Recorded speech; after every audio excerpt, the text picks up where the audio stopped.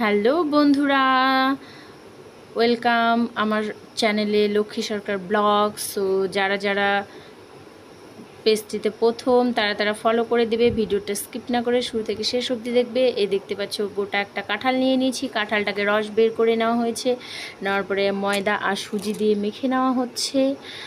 তো মেখে নেওয়ার পরে এখানে কড়াই বসিয়ে দেওয়া হয়েছে উনুনে।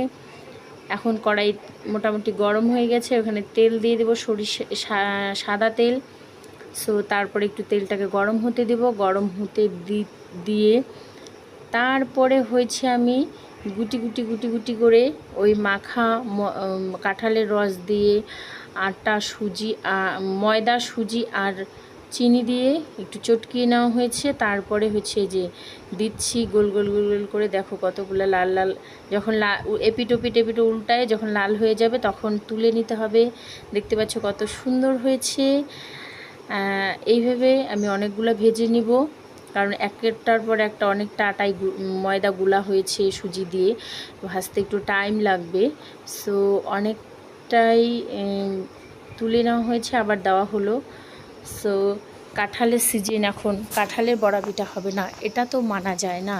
সো যারা গ্রামে তারা তো অবশ্যই খাবে, আর শহরের মানুষ কাঁঠালের বড়া পিঠা খায় কি না খায় সেটা আমি জানি না, কারণ গ্রামের আমাদের প্রায় বাড়িতেই হয় কাঁঠালের বড়া পিঠে। আর দেখতে পাচ্ছ কতটা ইয়ামি ইয়ামি টেস্টি টেস্টি, যখন লাল হয়ে আসবে তখন তুলে নিতে হবে। আর তোমাদের যদি ভিডিওটা ভালো লাগে অবশ্যই কাঁঠালের বড়া পিঠে তৈরি করে খাবে এইভাবে, খুব সিম্পলি।